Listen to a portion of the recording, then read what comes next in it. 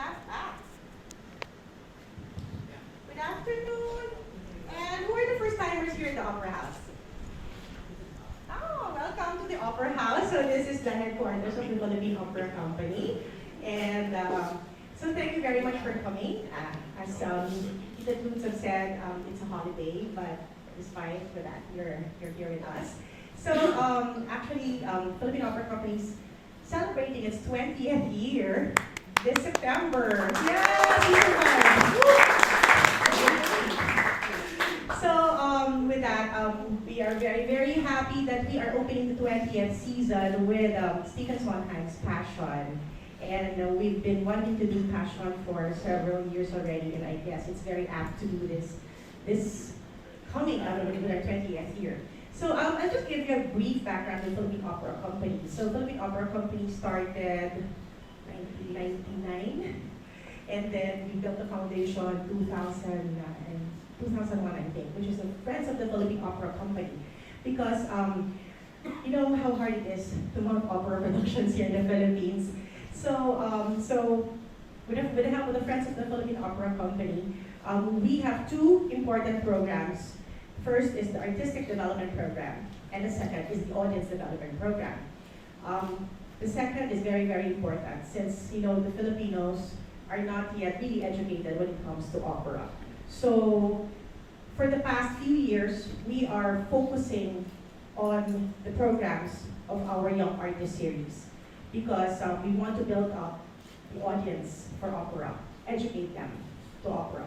And the second is the Artistic Development Program because me as a graduate of the College of Music, and since I've been producing operas for 20 years, I see the problem of graduates of the conservatories. When we graduate, hilaw pa when it comes to acting.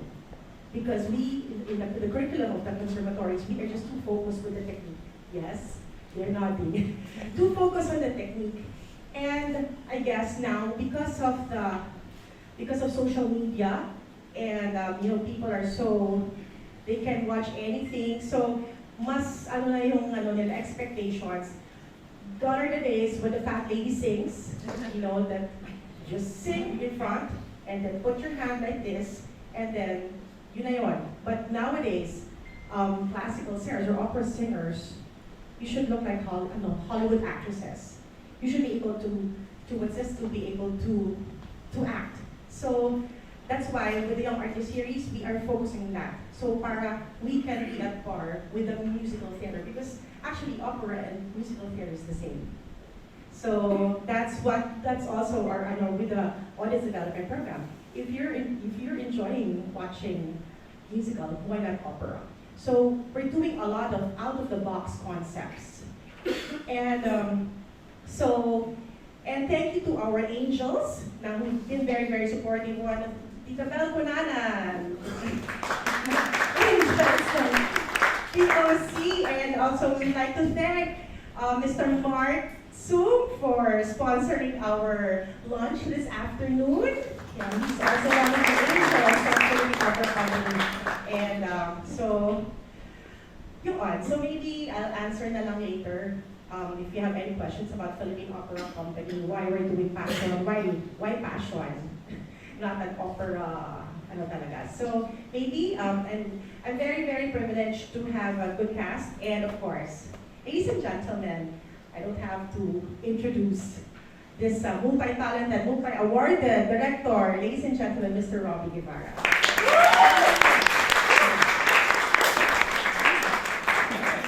Thank you, Carla. Welcome, everyone. Good afternoon. Thanks for coming. So, Passion. Can I just ask, who is not familiar with Stephen Sondheim in this room? Okay, just a handful. So you're not familiar with Passion? Okay, good. Well, just a very, very brief backgrounder. In my own words, and not officially quoting any publication or anything, Stephen Sondheim is probably the most revered composer on Broadway. until today. Unmatched, he has also inspired Jonathan Larson. Jason Robert Brown was an apprentice of his. And a lot of the new composers now will always adhere to Stephen Sondheim as their idol and the most probably talented composer and lyricist, especially the lyrics. You just need to Google his musicals and read the lyrics to see how brilliant they are. Passion though, when I first heard it back in the 90s, before Rep did it, it was once produced by Repertory Philippines in the mid-90s. I was in the cast. But before that, I bought the CD around 2 years before that, and I didn't like it. I didn't like it just listening to it. It wasn't like Into the Woods and Sweeney Todd, where you get everything right away by just listening to the songs. Passion wasn't like that the first time I listened to it, and I turned it off after like the fourth song. But until I read the script, that's when I realized it was one of his most beautiful operettas. It's not really a musical. As a matter of fact, when he wanted to tackle, this is already official because I read it from his book. He has 2 books, Finishing the Hat and Look, I Made the Hat, which I encourage you to read if you're a Sondheim geek like me. There, when he saw the movie Pasión de Amor, which it's based on, and he wanted to convert it into a musical, James Lapine, his collaborator, who eventually directed the production, told him, that's a storyline that you cannot do as a musical. It has to be an opera. And Stephen Sondheim hates opera. So he had to marry both by doing what becomes an operetta. But Sweeney Todd is also an operetta. It's sung through. You need classical training to pull it off. But that's sung through. There's no book. He didn't want to do that again. He wanted a story like the movie, but he wanted to add the songs. But that's the formula for Broadway, right? For musicals. But for some reason, he was able to do it with the songs. And when you hear, we'll be presenting 2 of the songs, you'll kind of get this thing that those songs cannot stand alone on by themselves.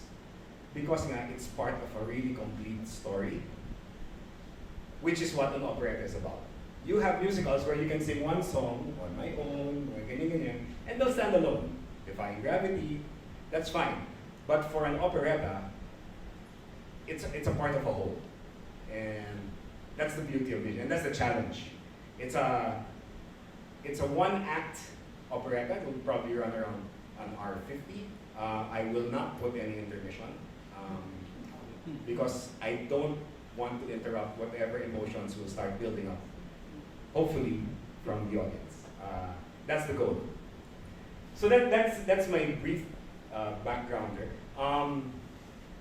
A few months ago, when Carla told me actually the way it happened was, I'm finally going to do what you told me, what you've been making me put it to do. And then I answered, Candid? And then she goes, no, Passion. So I go, really? And then, of course, I didn't ask. I just said, who's directing it? And she goes, gusto mo? And I was like, yeah, of course. Ironically, being a Sondheim geek, my own company has not done Sondheim. So, actually this year, it's a Sondheim Rich sequel. There's going to be 3 productions, and it's wonderful. It's wonderful that Manila will get to experience Stephen Sondheim, because the last time was Sweeney Todd of Rep, which was a rerun. And before that, oh gosh, a long time ago, I was part of Company, and a little fun thing happened on the way to the forum. There was Into the Woods of Upstart. But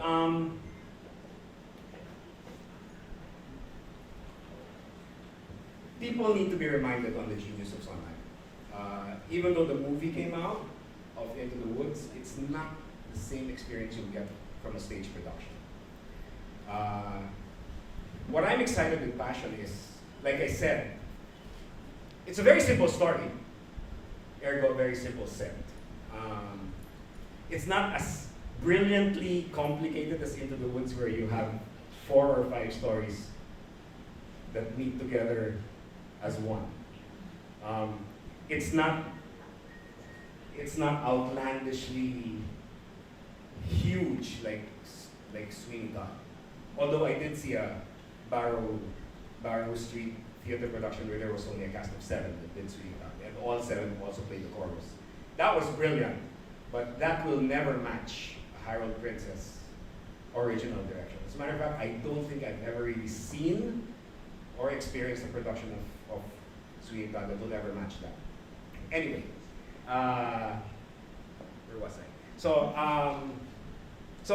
Carla offered me, and of course I accepted right away. And I just told my partners in Ironworks now, whatever plans you have for September, I'm not free. So, which has its own bad repercussions, by the way, which I just told Jeeves.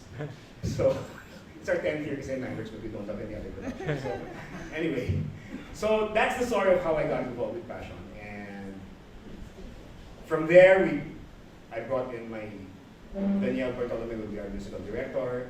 I've had the privilege of meeting Venger Marquez, who is our vocal coach. It's his first time to not only coach a Sondheim, but it's also first time to coach for musical theater. And what a baptism of fire it is, because the brilliance of Stephen Sondheim is he's also the most difficult to learn and to execute. Note-wise. Last week when we were blocking, Venger was here and Danielle was here. It's also Danielle's first Sondheim, and it was our repetiteur, Jetty. It's also his first Sondheim, so they were really flabbergasted with, as music students, they're used to all years and years and years of music education, where you learn the do's and the don'ts, and Sondheim just goes against all of them. So Jen will play accordion and say, alam mo ito, bawal to eh. But it works. And then Danielle would open a page and he'd say, nakikita mo to, bawal din yan eh. We don't do that. We're taught not to do it. But he does it and it works. And when you see why, you'll see why it was necessary. One very clear example was, he was reteaching Jasmine Fitzgerald, who's playing Clara, and unfortunately she can't join us today because she had to go to the hospital, but she's fine. Venger was cleaning her notes again, and Jenny was playing, and then he was really emphasizing, no, you don't listen to the piano, you just have to keep on singing. And Venger just goes, bakit kasi ganito to? And then I had to just simply butt in and say, because the melody belongs to Fosca. But it's Clara singing.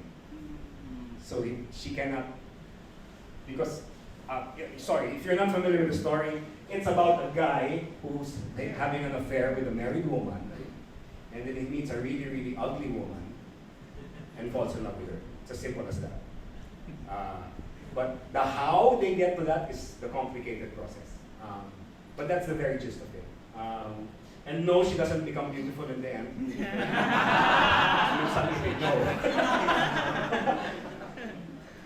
It's Passion because, to make it a bit more sophisticated than the first description is, he thinks he's in love because of the lust that he's enjoying with Clara. He discovers true love with somebody the least you'd expect, because it's just pure love. I will die for you, all that, etc. thing, which is really, really, really beautiful. I don't know why Hoss is there, but anyway, Hoss is also the understudy of the end, so we will introduce the cast later on in more detail. That's the story, and that's what I really want to emphasize with Stephen Sondheim. And I'm sure if or when you start attending the press cons of the other productions, they'll probably say the same thing. how much of a challenge it is to the repetitors, to the musical directors. But for me, as a director, it's the easiest thing I've directed, or I am directing in my in the 10 years I've been directing. Why? Because the music is so clear. If you understand the language of Stephen Sondheim, and fortunately I'm such a geek, I've been reading about him since I joined Rep 1987, I was introduced to Sondheim that year. So it's been almost 30 years of just admiring his work. I bought my first book in '92 when I first went to New York. Well, actually I bought 3. I have around 8 or 9 Sondheim books about him or written by him. And I cannot express to you how much how talented this guy is. And he's celebrating his 89th birthday soon. So I think he's working on one last musical. But anyway, where was I? so yun, tama ba? I lost na what my train of thought. Anyway, the easiest thing I'm directing, because nga, I understand his language, it's easy to interpret his music, and the music is what's making me it's helping me make my decisions on what goes on stage, when a light goes on, who the light is focused on. It just flows. I hope the other directors are doing the same. Because if you don't understand Sondheim, you are going to, oh gosh, you're just gonna, sayang. And I've seen productions na, sayang. Mag-aral muna kayo. But anyway, yayaman talaga ako because I've studied him without knowing I was actually studying. I just became a fan. And when you're a fan of someone, you just read up on him, or in today's term, you follow him on Instagram. But, I know his work. We can spend an entire day just talking about all of his musicals. And I've already directed them mentally in my head, all of his shows. So if you hire me for another show, I'll be able to stage it right away, depending on your budget. So that's passion. So the other question you'll probably be wondering is, what will I be doing different? How many of you have seen the video? It's on YouTube anyway. Or they sold CDs, DVDs, and all that. The Broadway production that originally directed by James Pine. It was very close to what Rep did. I think Repertory had one. Yes, Repertory did. Very similar to the James Pine version. How are we making it different? That had panels moving left to right. We won't have panels. It's going to be very simple. This is by Jason Texon, the son of Tito John Tech, by the way. So everything is just going to be pushed, entered, lit. It's just going to flow. Simply because I don't want anything else focused on except the story. It's there to complement the story. That will also be the language for the lights and for Tita Zenny's costumes, which I'm afraid is too beautiful. It will, they have to look old. Seth has to look old. So now it's, pang debut. But it has to tell a story. And I'm excited about that. And you should actually see the rest that she's done. It's, wow, it's better than Broadway. So that's what am I going to do differently? That's one. I'm totally not going to observe. I don't like copying, so I like rethinking. The major difference, for those of you who've seen the Broadway production on DVD, is there are the transitions from scene to scene are just that, transitions. The soldiers, the guys here, they play soldiers. It's set in somewhere in Italy that's, Victorian 1860s, 1863. It's in the outskirts of Italy. It's a remote village. Previous productions, the transitions is they use the cast to sing or to echo the previous song, and then they change the scene. I don't like doing that anymore. I like that the story has to continue every moment. So I am using the soldiers, the chorus members, to continue the storytelling. That is the one main difference I will do. The storytelling will never be cut. So although we will have to do scene changes, the focus will be on a new character or characters I will reintroduce, so that you don't only focus on the story of these. You story on different people who also are passionate about something or someone else. The title will not be exclusive to these three main characters or to the one who breaks Fosca's heart. I don't want to give details so much since a lot of you haven't seen it. But it's passion. So their homework after our first reading was to look for what your character can do to bring out passion. Because passion is not exclusive to just love. There's passion for cooking, there's passion for theater, there's passion for a lot of things. There's a frustrated opera singer in one of the soldiers. That's his passion. How will he make that more apparent? Things like that. And it's in those transitions where I will bring those out so that buo yung story. It doesn't become episodic. Because nowadays, episodic staging is boring. We're so used to fast-paced Netflix, things. So we have to apply that to our staging. So that's pretty much what I want to share. If you have more questions, you can ask. But in terms of my approach, that's going to be the main difference. We're in the middle of blocking.